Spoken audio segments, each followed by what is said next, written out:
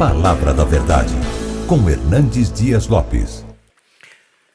Meus amados irmãos, nós vamos abrir a Palavra de Deus no primeiro livro das Crônicas, capítulo 4. Primeiro livro das Crônicas, capítulo 4, versos 9 e 10.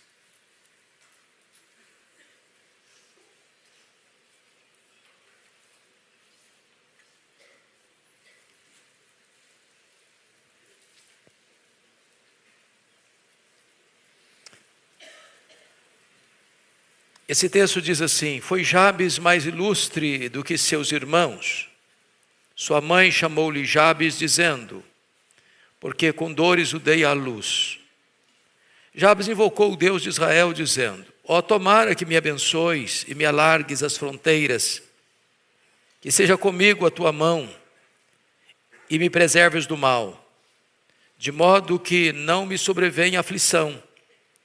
E Deus lhe concedeu o que lhe tinha pedido. Amém. Hoje é o dia da árvore, 21 de setembro. Amanhã, dia 22 de setembro, começa uma nova estação, a primavera. E o tema que eu gostaria de tratar hoje é uma nova estação na vida. Aqui tem a história de um homem da tribo de Judá. E a palavra Judá significa louvor. Porém, quando ele nasce, a sua mãe lhe dá um nome que significa sofrimento, dor. E esse homem, carimbado por esse nome, e no contexto de Israel, o nome é muito mais do que uma nomenclatura sonora bonita. Não é porque essa pessoa é parecida com fulano ou beltrano, ou para homenagear este ou aquele outro personagem, mas carregava uma mensagem. Esse rapaz é tratado aqui como mais nobre do que seus irmãos. Essa lista genealógica de Judá tem 44 nomes. E ele se distingue entre os seus irmãos como mais nobre. Muito embora tenha recebido um nome tão complexo, tão difícil, porque o seu nome marcava o sofrimento da mãe. Talvez um parto difícil, talvez uma situação histórica de opressão dos inimigos, talvez a condição familiar. O certo é que quando ele recebe esse nome, ele recebe um estigma de dor. E ele era um monumento vivo dessa dor. Sempre que alguém chamava o seu nome, vinha à sua memória uma história de sofrimento da mãe. Sofrimento que ele causou à mãe, talvez ao nascer. E inconformado com isso, e desejoso ver um novo horizonte na sua vida, um novo futuro se abrir diante dele, é que ele toma uma decisão. A decisão de orar a respeito disso. A decisão de chegar para Deus e pedir para Deus mudar a sua sorte. E gerar uma nova estação na sua vida. Ele queria mais bênçãos de Deus. Ele queria mais influência na sua geração. Ele queria a presença de Deus com ele. Ele queria a proteção divina sobre a sua vida. E a Bíblia diz que Deus atendeu ao pedido de Jabes. A vida dele me inspira a não se conformar com o caos, a não aceitar passivamente a decretação da derrota, a não ser uma projeção das dores dos nossos pais, a não achar que aquilo que foi imposto a nós tem que ser o nosso destino daqui para frente. Que Deus pode mudar a nossa história. Que Deus pode mudar o rumo da nossa jornada. Que Deus pode intervir e fazer milagres na nossa vida, ainda que a nossa vida esteja carimbada pelo sofrimento. Deus é poderoso para mudar os rumos da nossa vida. Foi isso que um dia o jovem Dwight Lyman Moody ouviu, quando entrou numa igreja. Ainda jovem ele era. E o pregador disse: o mundo está para ver o que Deus pode fazer com um homem totalmente entregue em suas mãos. E aquele rapaz disse: meu Deus, eu quero ser esse homem. E o foi. Porque aquele jovem levou a Cristo mais de 500 mil pessoas. Eu não sei qual é a sua história até hoje. Eu não sei que legado você carrega. Eu não sei que expectativa seus pais nutrem ou nutriram a seu respeito. Eu não sei quão dramática é a história da sua família. Eu não sei em que contexto você nasceu. Mas eu sei que Deus pode criar uma nova estação na sua história, na sua vida, a partir desta manhã. E eu quero então olhar para esse texto e dizer que esse jovem que desejou viver além dos limites e queria mais de Deus e mais para Deus, entendendo que os recursos de Deus são ilimitados, nós vamos ver aqui qual foi a sua oração. Primeiramente, notem comigo o versículo de número 10. Jabes invocou o Deus de Israel dizendo: ó, tomara que me abençoes. Quem de nós não deseja a bênção de Deus? Quem de nós não precisa da bênção de Deus? Quem de nós não compreende que a bênção de Deus é melhor do que qualquer outra coisa na vida? Dentro da nossa cultura, nós temos o hábito de filhos chegarem a pai e mãe e dizer: bênção pai, bênção mãe. Eu fico até triste porque essa cultura está acabando, né?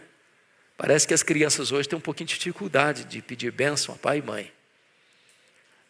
Os de cabecinhas brancas aqui lembram dessa cultura e a gente não podia fazer outra coisa, não é verdade? Por entender que os pais são autoridades sobre nós.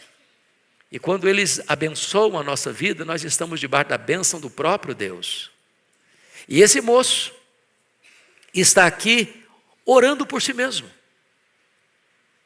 Ele tinha motivos para orar pela nação e talvez o fez. Ele tinha demandas importantes do seu país para interceder e possivelmente tenha feito isso. Mas aqui ele está orando por ele mesmo. E o que ele está pedindo é uma reversão de um diagnóstico estabelecido para a vida dele. Ele recebe esse nome porque em meio de dores a sua mãe o deu à luz. E ao longo da sua vida ele teria que carregar esse fardo, esse peso, essa sentença, esse diagnóstico. E ele está aqui orando a Deus: Deus, muda a minha sorte, Deus, muda a minha vida, ó, tomara que me abençoes. O que ele está pedindo? Não dor, mas bênção. E esse sofrimento dele, a história dele começa com o seu nome. Significa dor, sofrimento. Qual é o seu nome? Qual é a sua história? Como é que tem sido a sua jornada? Esse nome não só descrevia o seu passado, esse nome lançava luz para o seu futuro. O nome era uma espécie de desejo ou profecia. E ele está pedindo a Deus: Deus, eu não quero carregar esse fardo do passado e eu não quero ter essa projeção para o futuro. Então me abençoe, meu Deus. Me abençoe. Eu não quero viver uma história de dor, eu não quero viver uma história de fracasso, eu não quero viver uma história de aflição, eu não quero carregar esse peso, eu não quero carregar esse estigma. Então Deus, abençoe minha vida. Eu preciso da tua bênção. Veja que esse pedido é pessoal e esse pedido é urgente. E eu quero encorajar você hoje a pedir para Deus abençoar você. Eu sei que você é uma pessoa abençoada. Eu sei que você já é abençoado com toda a sorte de bênção em Cristo Jesus. Mas talvez tenha uma área da sua vida que tem um peso aí, que tem uma dor aí, que incomoda você aí. Talvez tenha algo aí na sua árvore genealógica ou na sua linha familiar que ainda incomoda você, que ainda mexe com as suas emoções. E hoje é uma hora oportuna de você apresentar essa causa diante de Deus e dizer: meu Deus, tomara que me abençoes. Deus pode mudar seu nome, não talvez a sua nomenclatura, como fez com Jacó. Quando Jacó recebe esse nome, suplantador, agarrado no calcanhar do irmão, ele viveu até os 97 anos carregando esse estigma. Quando ele enganou seu pai, traiu seu irmão, a pergunta de Esaú foi: não é por isso que o nome dele é Jacó? Mas aos 97 anos, lá no Val de Jaboque, Deus perguntou para ele: qual é o seu nome? Há 20 anos passados, Isaac havia perguntado para ele: qual é o seu nome? E ele respondeu: meu nome é Esaú. Ele mentiu. Agora Deus está perguntando: qual é o seu nome? E ele reconhece: eu sou Jacó. Eu sou um suplantador. Essa tem sido a minha história até hoje. E Deus disse: pois você não vai chamar mais Jacó, você vai ser chamado de Israel daqui para frente. Você é um príncipe de Deus. Você lutou com Deus e prevaleceu. A sua história está sendo mudada. A sua história está sendo transformada. O seu passado está sendo varrido e banido. E a tua história vai começar um novo ciclo daqui para frente, uma nova estação, uma primavera de Deus vai surgir na sua vida. Jabes reagiu. Às vezes nós queremos dar marcha ré, como fez Noemi. Noemi chama ditosa, feliz. E ela sai de Belém, a casa do pão, vai para Moabe, talvez buscando sobrevivência. E lá ela encontrou o quê? Encontrou a doença do seu marido, a morte do seu marido. O que é que ela encontra em Moabe? A doença de Malom e Quilion, seus filhos, a morte de Malom e Quilion, seus filhos. Lá em Moabe ela fica viúva. Lá em Moabe ela fica desamparada, humanamente falando. E então diz a Bíblia que, tendo Deus lembrado-se de Belém, da casa do pão, dando pão na casa do pão, ela volta. Viúva, pobre, velha, 10 anos depois. E ela, ao ser abordada pelas suas conterrâneas, disse: não me chamem mais de Noemi, eu não sou mulher feliz, me chamem de Mara, estou amarga, eu estou triste, eu estou até revoltada com Deus, porque Deus pesou a mão sobre mim. Em nome de Jesus, eu conclamo você nesta noite, nesta manhã, a tirar de sobre você o peso, o estigma, a dor, o sofrimento que talvez lhe foi imposto e começar uma nova fase, uma nova estação na sua vida. Deus pode abençoar você. O nosso Deus é o galardoador daqueles que o buscam. Ó, tomara que me abençoes. A bênção de Deus satisfaz. A bênção de Deus é a sua graça, que já lemos aqui hoje, é melhor do que a própria vida. Bom, o que mais ele pediu? Vamos ver o versículo 10. Segundo lugar: ó, tomara que me abençoes e me alargues as fronteiras. O que ele quer dizer com isso? Me alargues as fronteiras. Esse homem quer mais influência. Ele quer ser mais útil. Ele quer fazer mais coisas. Ele não quer viver dentro de uma limitação, de uma prisão, talvez não geográfica, mas emocional, espiritual.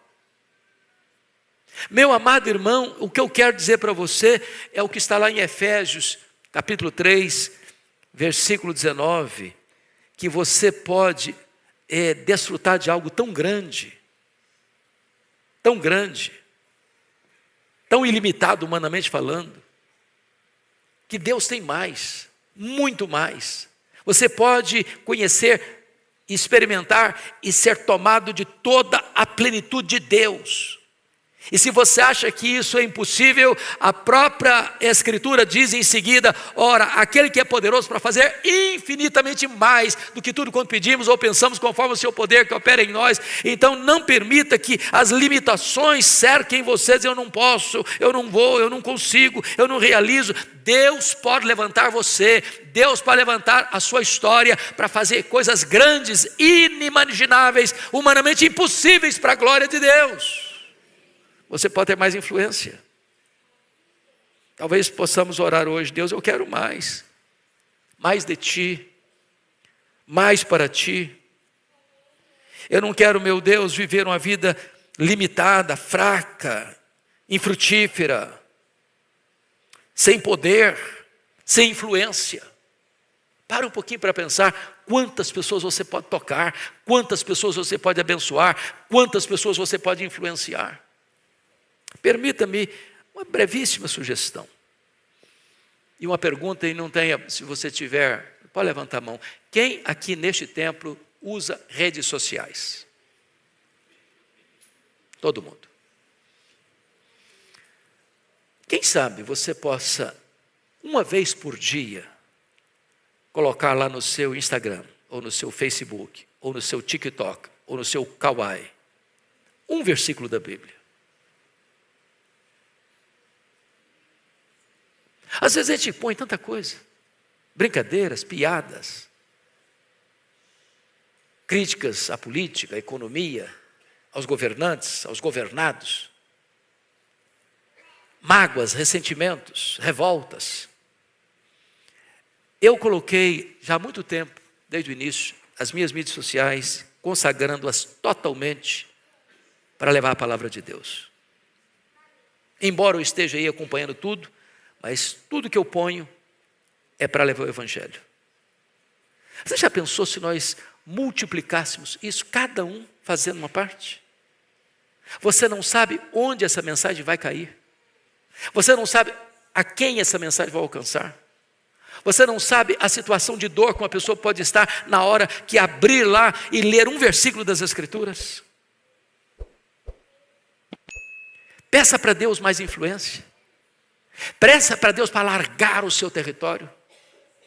Peça para Deus estratégias para você alcançar a sua parentela, para você alcançar os seus vizinhos, para você alcançar o seu condomínio, para você alcançar o seu bairro. Peça para Deus: Senhor, alarga a minha visão, alarga minhas fronteiras, alarga o meu ministério, amplie os meus horizontes. Senhor, eu quero mais, eu preciso de mais, eu não quero ficar aqui limitado, não, Senhor. Ajuda-me a ser uma bênção maior para o mundo.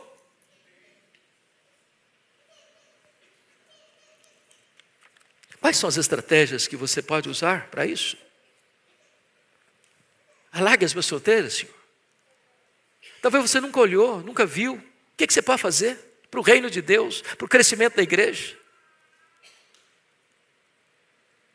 Quem sabe você possa tomar iniciativas pequenas para alargar as fronteiras, para criar pontos para o Evangelho.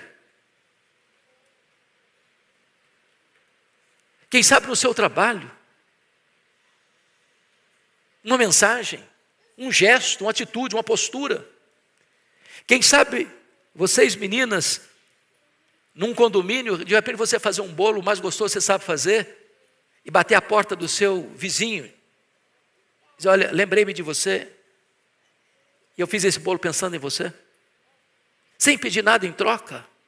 Só num gesto de amor que pode abrir caminhos, pode abrir portas para que você testemunhe do Evangelho. Quem sabe você possa anotar alguma coisa e mandar uma mensagem no aniversário de uma pessoa, uma mensagem de Deus, uma mensagem de esperança. Alargue as fronteiras, Senhor. Eu estava pregando essa semana no nosso congresso de família da Luz para o Caminho, e eu comentava com o irmão que estava do meu lado uma coisa muito curiosa. Eu falei assim: meu Deus, pense comigo, nós estamos vendo esse restaurante lotado de gente. Cada pessoa que está aqui tem uma história de dor às vezes. A pessoa está sorrindo, mas se cada uma pudesse contar, cada uma tem uma história difícil. Eu acabei de dizer isso. A moça que estava atendendo as mesas atrás de mim, e ela não escutou a minha conversa, porque eu estava numa conversa muito próxima com a pessoa, se aproximou e disse: eu estou vendo que vocês são gente de Deus. O senhor podia orar por mim? Falei: e por que razão? Ela disse: estou enfrentando uma grande depressão. Grande depressão. Eu disse: eu vou orar agora. Ela disse: mas eu não posso orar com o senhor aqui, que se meu patrão me ver, ele não vai gostar. Eu estou trabalhando. Eu disse: vem cá, o seu patrão é meu amigo, e é mesmo. Eu vou orar com você. Chamei ela para um cantinho lá para dentro, orei por ela, falei: eu vou lhe dar um livro para você ler. E essa menina abriu um sorriso. No outro dia eu encontrei na rua, levando o filho, trazendo o filho da escola. Falei: como é que está? Eu estou bem, e já estou falando para meus vizinhos todos que eu estou lendo um livro, está abençoando o meu coração. Eu estou tendo esperança. Abra os olhos, para você ver as pessoas à sua volta. Peça a Deus uma oportunidade para você testemunhar para elas. Alargue as minhas fronteiras, Senhor. Me ajuda a ser uma bênção na minha casa, na minha parentela, nos meus vizinhos, no meu trabalho. Me ajuda, Senhor, a falar do teu nome para o taxista, para o dono, para o carro do Uber, para as pessoas do supermercado, da loja, da farmácia. Ajuda-me, Senhor, alarga as minhas fronteiras. É isso que esse homem está querendo para Deus. Terceiro pedido dele. Ele pediu mais da presença de Deus em sua vida. Olha o versículo 10, quando ele diz assim: que seja comigo a tua mão. Que seja comigo a tua mão. Notem que ele não está pedindo influência no sentido de ser rico, ser famoso. Não é isso. Ele compreende uma coisa, que a presença de Deus é a maior necessidade da vida dele. A presença de Deus. Eu quero da tua presença, Senhor. Eu quero que a tua mão seja comigo. E a presença de Deus é a maior necessidade que nós temos. Ele está querendo uma vida abundante, Ele está querendo uma vida frutífera, Ele está querendo horizontes mais largos, Ele está querendo descobrir que a presença de Deus é que satisfaz a sua vida. Sem a presença de Deus, meus irmãos, as maiores vitórias da nossa vida terão sabor amargo. Foi por isso que quando Deus disse para Moisés, diante do pecado e da rebelião da nação, Deus disse para Moisés: olha, Moisés, eu vou cumprir minha promessa, eu vou levar esse povo à terra prometida, eu vou escalar um anjo para conduzir vocês à terra prometida, eu vou dar vitória para vocês diante de todos os inimigos, eu vou dar a vocês tudo o que eu prometi, mas a minha presença não vai com vocês. E Moisés respondeu: Senhor, se a tua presença não vai conosco, não nos faça sair deste lugar, porque anjo é bom, mas não é suficiente, a terra prometida é boa, mas não é suficiente, uma vitória e vitórias muitas sobre os inimigos é importante, mas não é suficiente. O que nós precisamos é da tua presença, é da tua presença. Ó, que seja comigo a tua mão, Senhor. Jabes compreendeu que não podia fazer grandes coisas para Deus sozinho. Não é por força, não é por poder, é pelo meu espírito, diz o Senhor dos Exércitos. Pastor Arival pregou hoje de manhã aqui e enfatizou esse fato: sem mim, disse Jesus, nada podeis fazer. Jesus prometeu para você e para mim: eis que eu estou convosco todos os dias até a consumação dos séculos. O apóstolo Paulo diz em 2 Coríntios capítulo 3, versos 4 a 6, a nossa suficiência vem de Deus. Então o que eu mais preciso, o mais necessito, é da presença de Deus. É da presença de Deus. Quando o missionário inglês David Livingstone saiu da Inglaterra e foi para a África, ele trabalhou a vida toda na África. Certa feita ele foi atacado por um leão na África e perdeu a mobilidade do seu braço direito. E permaneceu na África. E quando alguém lhe perguntou: o que motivou você a continuar na África?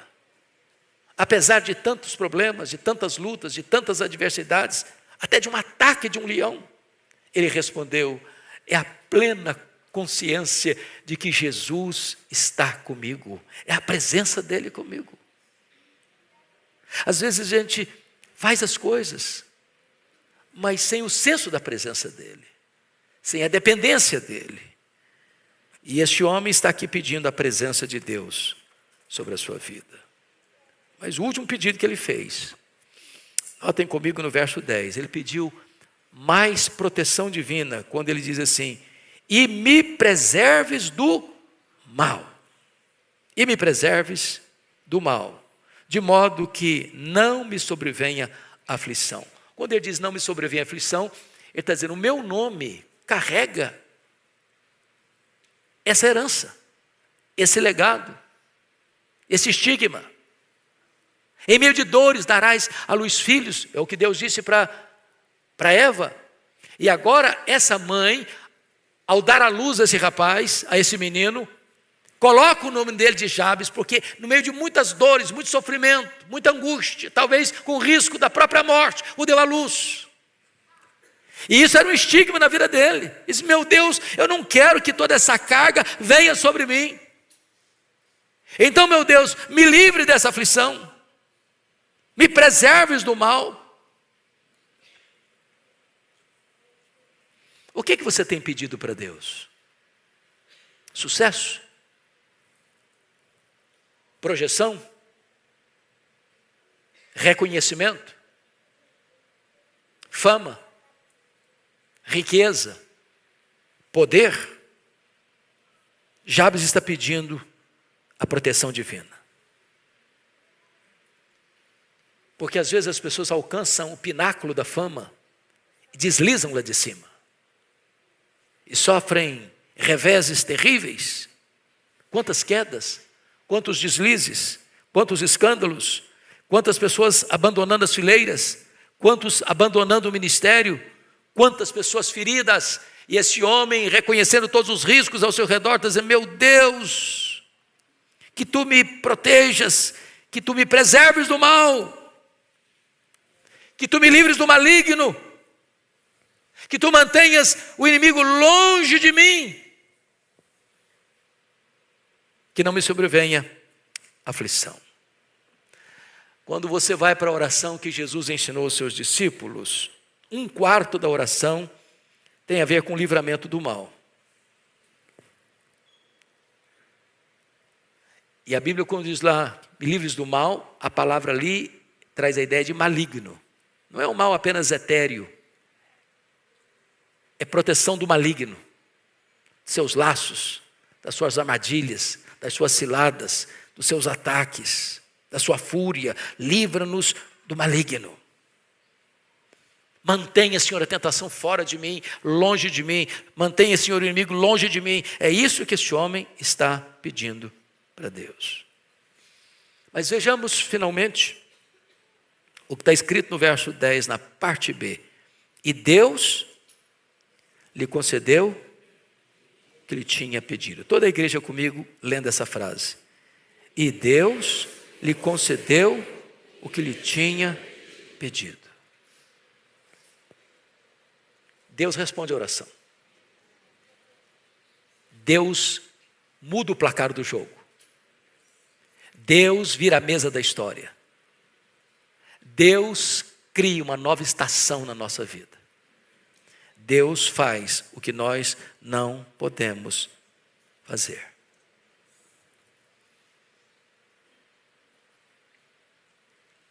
Quem sabe hoje você está vivendo uma fase difícil, de inverno na sua vida. Sombria, gelada. Assim como nós estamos mudando de estação, e a primavera está chegando, Deus possa mudar a estação da sua vida. Deus é poderoso para enxugar suas lágrimas. Deus é poderoso para revitalizar o seu corpo e lhe dar saúde. Deus é poderoso para alargar suas fronteiras e abençoar você. Deus é poderoso para estar presente com você e livrar você da aflição. Colocar o maligno longe do seu caminho. É por isso que foi mais nobre que seus irmãos. Porque ele não se conformou. Ele reagiu. E Deus respondeu a sua súplica. Hoje Deus está aqui para responder sua oração. Você que tem passado dias difíceis. Você que tem sofrido, você que tem chorado, você que tem carregado um peso esmagador, hoje é um tempo de primavera na sua história. Se você quer colocar sua vida diante de Deus para esse tempo novo, enquanto a igreja está assentada em oração, se é isso que você deseja, onde você está, você fique em pé. Eu quero orar em seu favor esta manhã.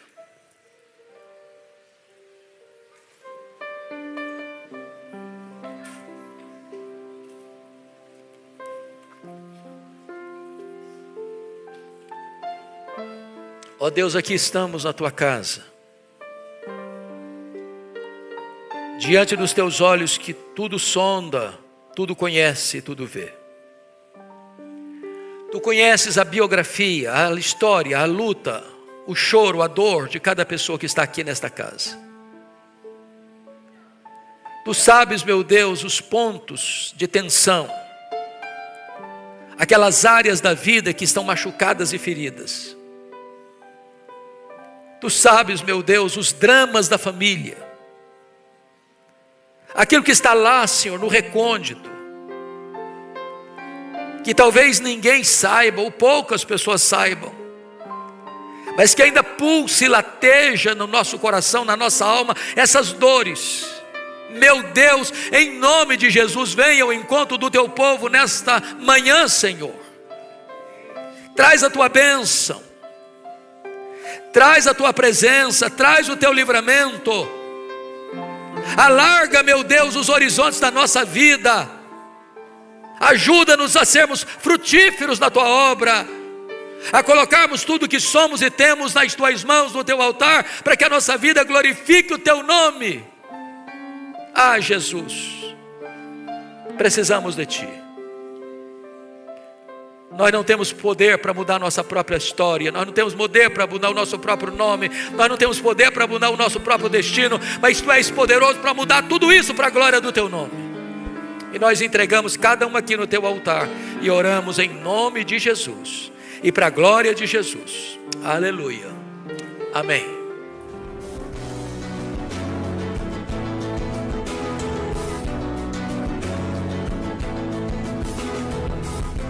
Palavra da Verdade, com Hernandes Dias Lopes.